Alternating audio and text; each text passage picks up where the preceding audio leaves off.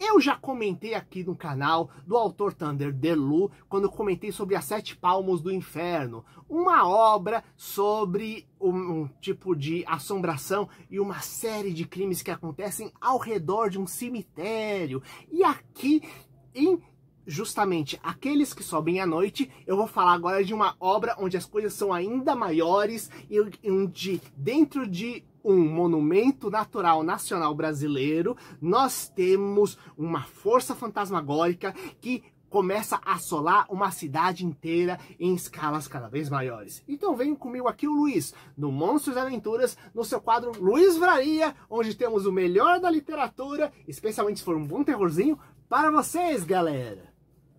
Primeiramente, sobre o que se trata Aqueles que Sobem à Noite. Primeiramente, é um livro da Editora VEC, inclusive fica um agradecimento por ter pego e ser um dos materiais que foi enviado para mim virtualmente. Lembrando que a Editora VEC não paga para mim pegar e fazer nenhuma resenha, apenas oferece os livros. Se eu acho que tem algum interessante, eu pego e falo de algum. E se eu quiser, inclusive, falar mal, eu posso falar mal à vontade também, só que com respeito. Lembre-se, crítica pode ser feita desde que você pegue e respeite as outras pessoas e use o mínimo de educação.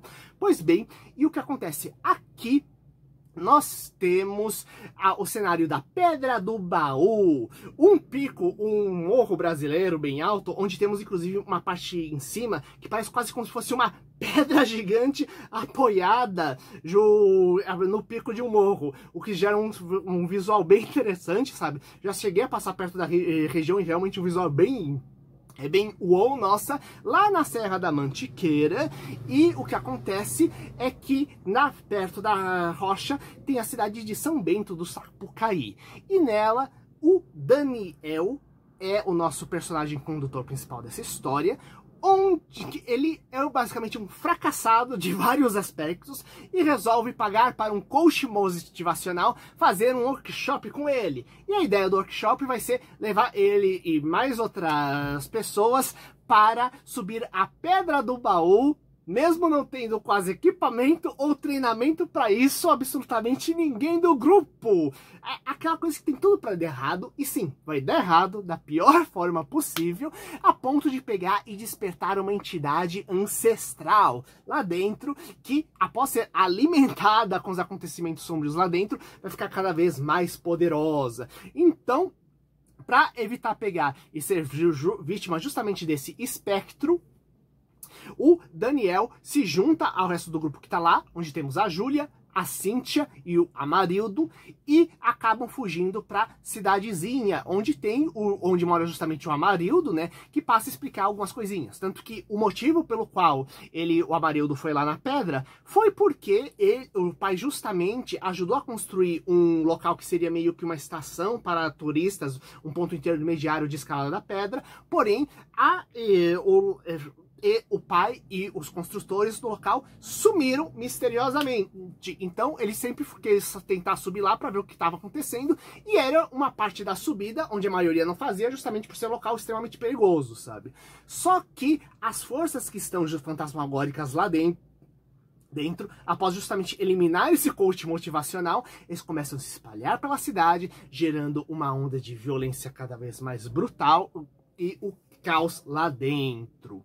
E aqui eu quero comentar um pouco mais da história, sendo que eu não vou falar com spoilers, porque eu acho que aqui não tem necessidade. Inclusive, quem curtir vai atrás do livro, dando aquele aviso que o livro ele é bem pesado. Na minha opinião, ele é uma mistura, tanto de temáticas quanto das descrições da parte mais gore que ocorre lá dentro, né? Então, eu acho que se a gente fosse fazer uma comparação cinematográfica, inclusive porque é o tipo de filme que com certeza assistiria no cinema, os livros do Thunder, seria uma mistura de Poltergeist, com toda aquela temática de fantasma espectral surgindo, ligado justamente a uma questão de cemitério indígena violado. Número 2, a questão de o Evil Dead, da força maligna, que vai realmente se espalhando por causa de uma coisa cada vez mais violência e brutal, né? E justamente os filmes, acho que de zumbi e canibalismo da Itália, dos anos 70, sabe? Que acaba chegando dando quase uma misturada nisso, né? Onde a gente acaba tendo vários tipos de descrições bizarras lá dentro de acontecimentos que estão justamente associados a essas forças macabras e a um passado secreto relacionado com a cidade e mesmo com a fundação do Brasil, que na verdade não é tão secreto, uma coisa que você vê nos livros de histórias, realmente certas atrocidades que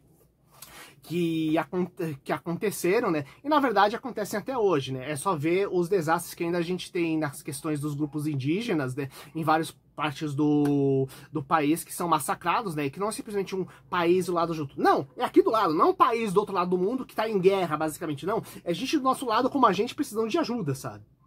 Então, toda essa questão é extremamente importante. E para isso, eu acho que existem duas figuras que são centrais dentro da história. Um é justamente a figura do coaching, que na verdade tem várias figuras similares a ele que aparecem, né? Onde temos mesmo o prefeito tentando torcer um pouquinho a história das coisas para poder pegar e fazer... e a população não se acalmar, mas ao mesmo tempo pegar e dizer que está fazendo alguma coisa. Temos os dois grandes líderes religiosos de duas religiões distintas que existem na cidade, né?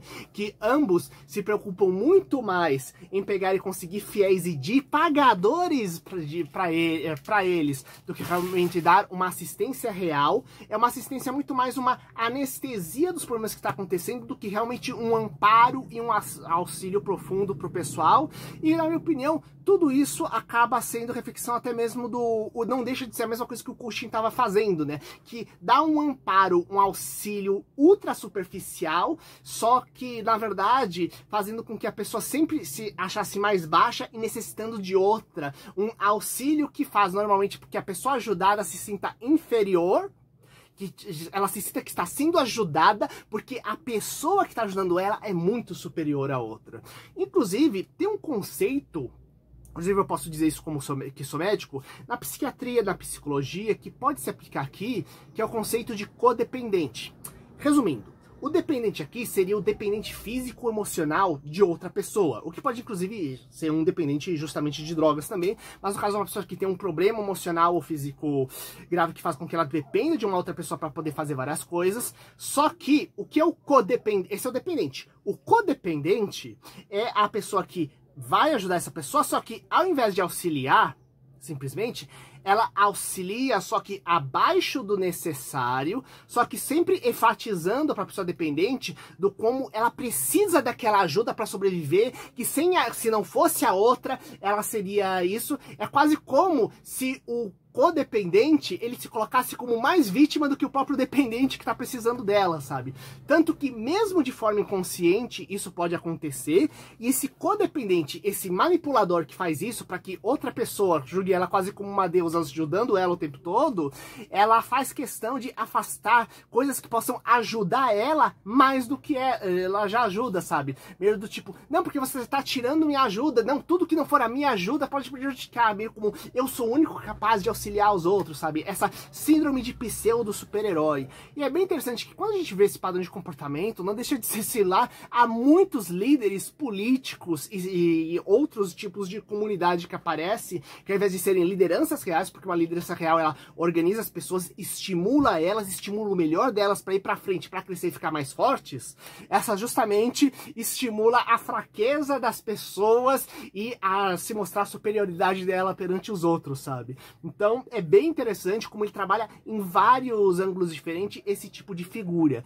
E no completo oposto, nós temos o feiticeiro, bruxo, sábio, deem um nome que vocês quiserem para vocês verem, talvez um bezendeiro, é o Zé do Osso, cujo nome é perfeito, é o senhorzinho no interior, afastado da comunidade, que fez um monte de estudo, tanto de campo para entender as coisas ao seu redor, quanto que lê muito, muitas vezes livros ignorados pela maioria das pessoas, e que é extremamente importante para pegar e explicar o que é aquele espectro e fazer acalmá-lo. Inclusive, ele tem uma personalidade muito bem feita, uma coisa meio dúbia, inclusive mesmo a magia que ele faz, você não sabe até onde realmente ele está fazendo até onde é simplesmente feitiço que ele está fazendo, ou se existe uma indução mental, tanto através de drogas, quanto através simplesmente do efeito psicológico das coisas que ele faz ao redor, que faz com que isso, a pessoa acabe se abrindo para as entidades e fantasmas poderem pegar e se manifestar e atuarem nessa pessoa, sabe? Eu gosto muito dessa ambivalência que tem lá dentro, e quanto mais conheço mais o Zé do Osso, dá vontade, inclusive, de ler só um livro de como ele pegou, saiu de cidadão comum e ganancioso, que ele fala que era no passado, para virar aquilo que ele é atualmente, sabe? E, gente, o livro evolui. Na minha opinião, a melhor descrição do livro, se a gente pensar, é como se fosse aquele café forte, sabe? Aquele café forte sem açúcar. Então ele é amargo, algumas vezes dá um soco no estômago bonito, mas tem aquele sabor que te preenche a boca e te dá aquele vigor, aquela potência, sabe? E eu acho que esse é o tipo de livro. Então, eu acho que, inclusive, toda a descrição de violência lá dentro que é colocada, é escalonada, é perfeitamente colocada para pensar justamente no grau do que está acontecendo no passado. Isto é uma violência quase que proporcional à violência que foi recebida no passado justamente pelos espectros, que tá pegando e se manifestando agora e se espalhando por tudo, sabe? E justamente uma coisa muito importante dessa questão de você não tentar estudar e entender o passado, mas ao invés disso, muitas vezes tentarem achar o guru misterioso que vai resolver tudo na vida dele, sabe? Eu acho bem bacana isso, de pegar a necessidade de entender o seu próprio passado, entender de onde você veio, para você ver que existem problemas que vão arrastar você independente de onde você for, não por causa de alguma coisa, inclusive, que você fez, mas de outras pessoas que foram você e você está ligadas a ela, querendo ou não, muitas vezes, sabe? Eu acho muito legal isso, que ele fala justamente da questão dos ciclos de violência que pega e se repete, se propaga e vai pra frente, sabe? E como tudo tá relacionado a você pegar e quebrar de vez esse ciclo antes que ele pegue e continue, sabe? E eu acho bem bacana isso, além de ser meio catártico, ver certas pessoas muito pilantras no meio da história se ferrando e sofrendo justamente sobre o poder desses espectros, sabe? Então, Thunder, parabéns por esse livro, gostei muito. Então, se você gosta de um material bem pesado, bem mais forte e gostaria de ler alguma coisa bem trabalhada relacionada com isso, sabe?